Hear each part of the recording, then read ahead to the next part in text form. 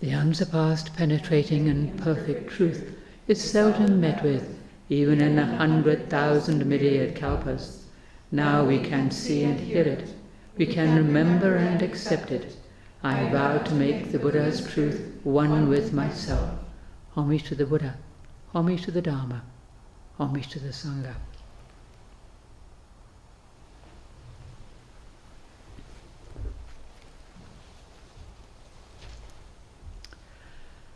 Well, today I've been asked to talk about trust. And this seems to be a good topic today, at this time of great distrust and fear in our world. There's the pandemic, the upcoming election, and all the other problems and issues that we have, which I won't go into right now. Well, what is distrust? It's a narrowing, a constricting of the heart, not letting anything or anyone in, a fear of trusting lest you be hurt or taken advantage of or made look foolish or something, separating ourselves off from other people, a little distrusting shell.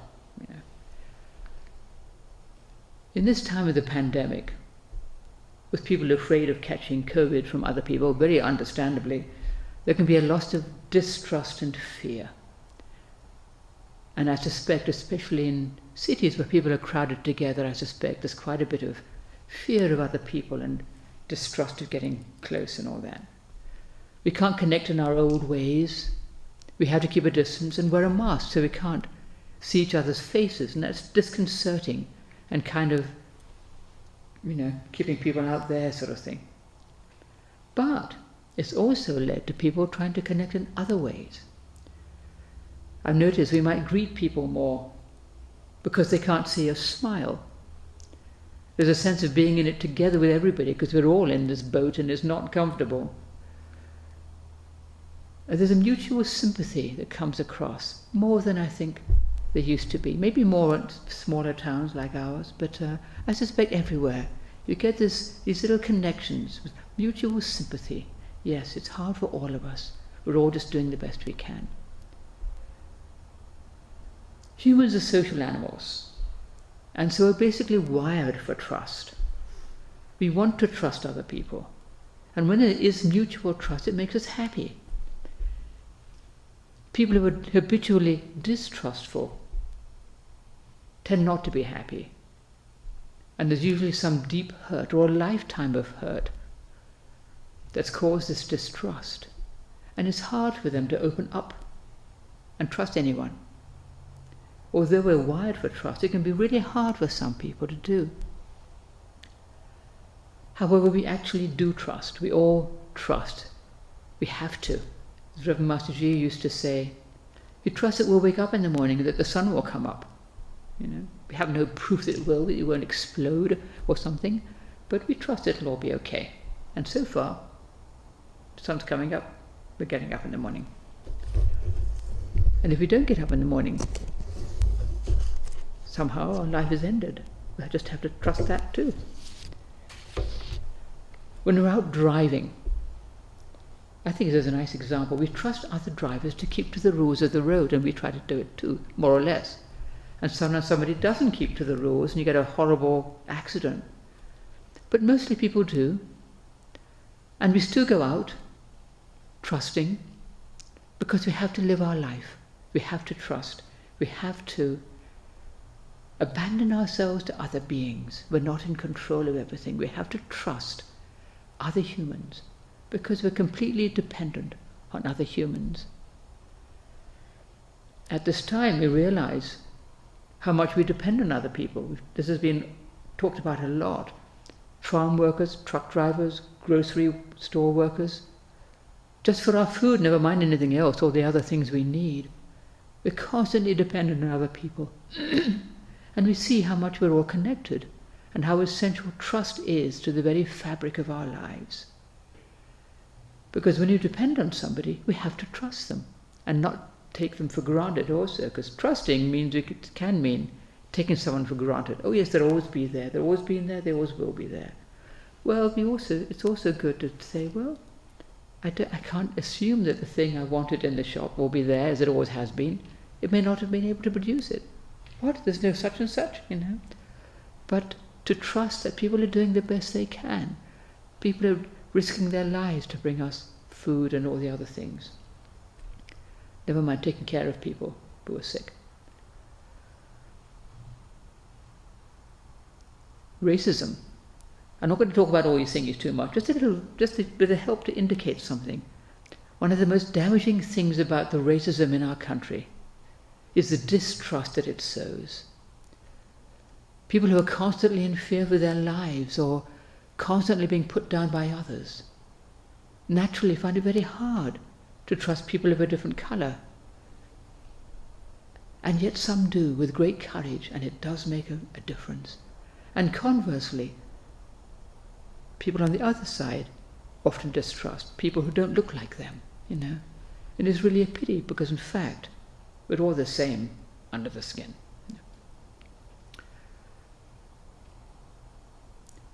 Trust is really faith, but it has a more personal feel, because we trust beings. We can have a general faith in humanity, but can I trust that person, Should I trust them? Sometimes we shouldn't. Sometimes, as we know, there are those who make a living by exploiting other people's trust and do terrible damage, because they know that people naturally want to trust, and sometimes people take advantage of that. And yet, we still have to trust. We have to do it. Our life depends on it. Our heart depends on it. All beings are part of Buddha nature. We can't get away from it. All beings do have that seed of goodness and purity within them. Sometimes we see it, sometimes we don't. All beings also have greed, hatred, and delusion within them. We all have both, Nobody is all good or all bad. Everybody has goodness there. And we have to trust that. We have to choose to trust and choose wisely, I think it's generally better to err on the side of trusting. And sometimes this can help another person who may not have had the best of intentions to live up to that trust. It might make them think, oh, this person's trusting me. I'd better step up to the plate and be worthy of that, rather than just take advantage of them. Not always, but can happen. And they can open up too, can help other beings, that we trust other beings, helps them to trust us. It works both ways. It's a mutual thing. When we trust the innate goodness of another person, it can help them to see that goodness in themselves and to see the goodness in us and each other. It helps everybody when we actually trust with an open heart. And still, we don't want to be foolish. We clearly can't trust everything we see on the internet, for example. But that's all right. We know. Trust is actually an optimistic attitude. Trusting the goodness of other people. Trusting the future, actually. We can worry ourselves to death about all the problems in our world, such as climate change, another one. We can worry ourselves to death, or we can cultivate trust in humanity. Maybe we will start to do things in wiser ways. Lots of people are already doing that. Maybe we can do our part in our own small way, just by recycling and all those things that we've talked about. Maybe we can trust that there will be solutions. We will find solutions, that we will find ways to live together in our world and help each other. We can have that trust and that faith in the future, that actually we're not just doomed. And we can cultivate this great wish for our world and all the beings in it, this great wish to the good, this great wish that we will be able to help each other, work together, live together, help beings. No matter what has happened in the past, maybe we can do that, because this great wish is a practice of trust, not just despairing and thinking, well, it's too late, why bother? That goes nowhere. We have to trust.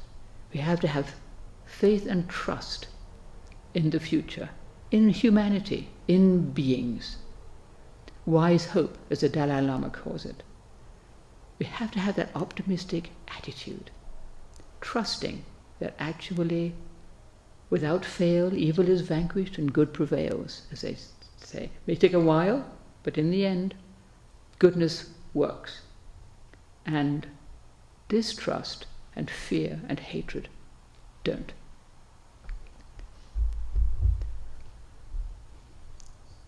Trust in our own heart that knows what's good to do and what is not good to do. Our own heart knows if we sit still. As we train ourselves, we learn to keep to the precepts because it's good to do, and we see the consequences when we don't.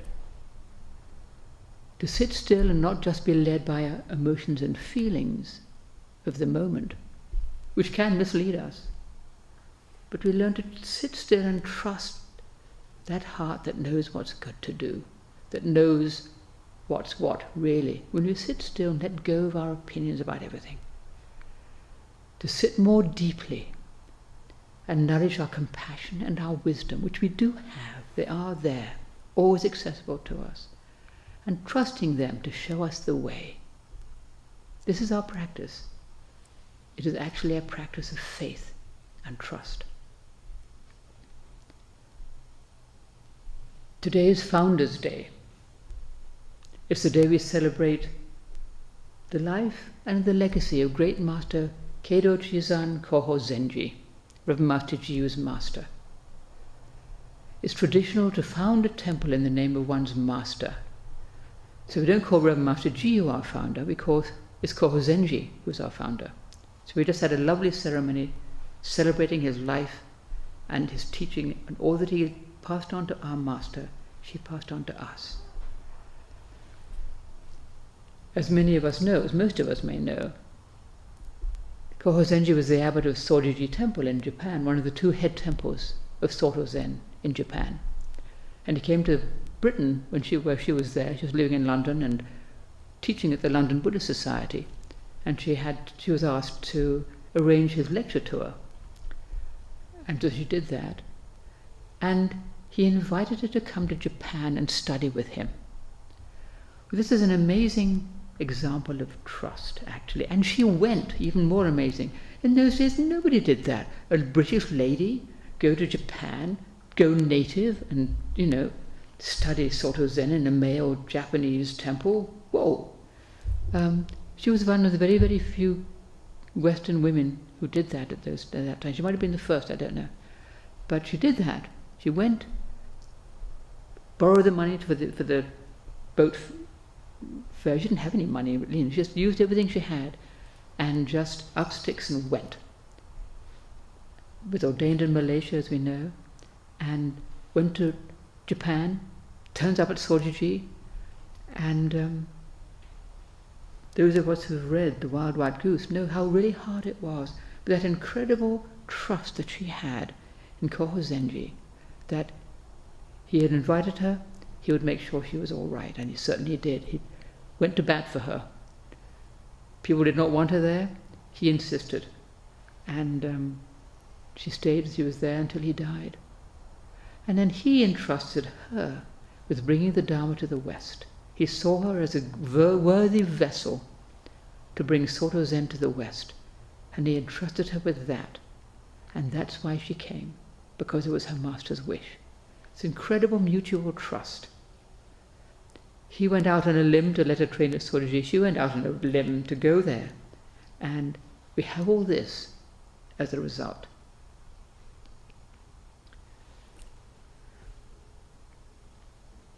In the offertory we just sang for Koho Zenji's memorial. There's a lovely bit. Because of his deep meditation, his heart was as constant as an iron rock. We might think, well, I don't have deep meditation. I'm not as constant as an iron rock. But we don't have to think that way. We can all have that constancy to trust our own aspiration for the way, trust that we can and do train, no matter how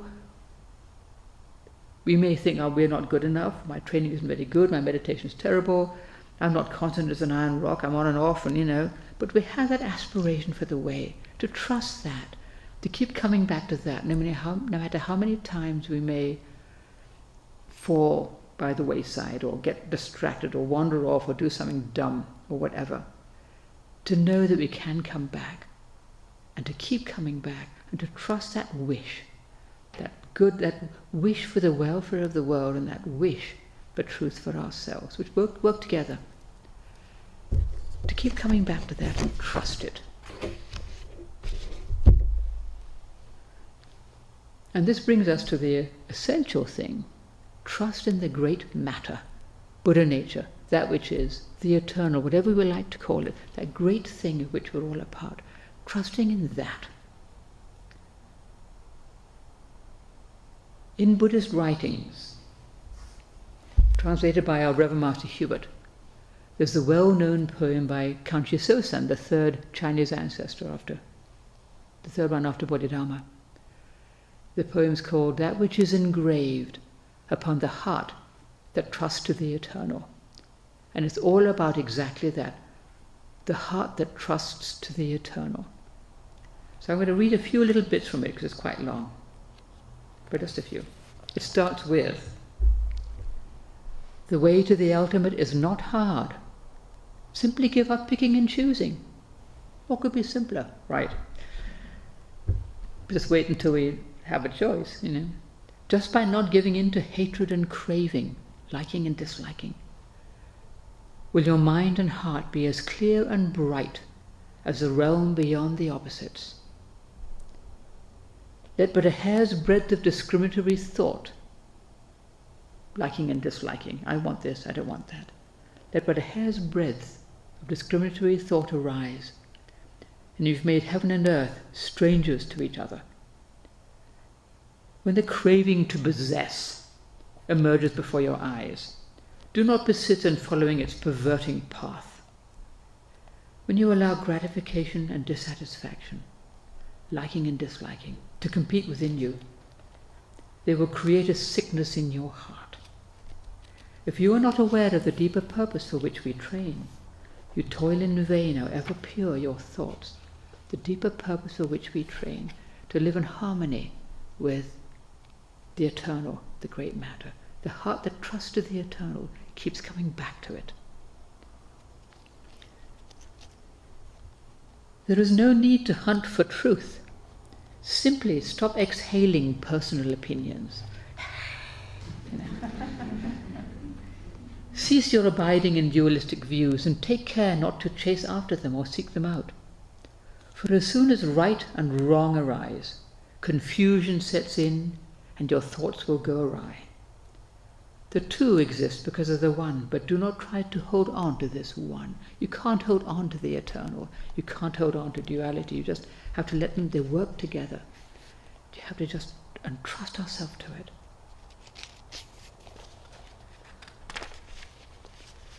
When you entrust yourself to your original nature, you are in accord with the way, roaming where it leads you, free from cravings. For when you set your heart on things, you act contrary to the truth.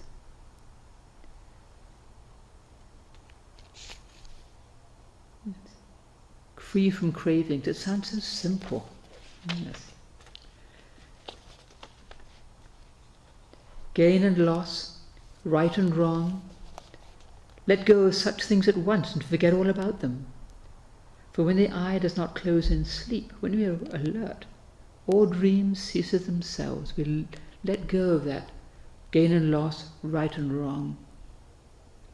When the mind doesn't discriminate, all things in the whole universe are the one which is. The nature of this one which is subtle and profound, unconcerned with karmic conditions in its steadfastness. If you look upon all things in the whole universe as though alike, nothing to judge about, they will return to what they naturally are. No need for judgment, right and wrong, good and bad, and all that.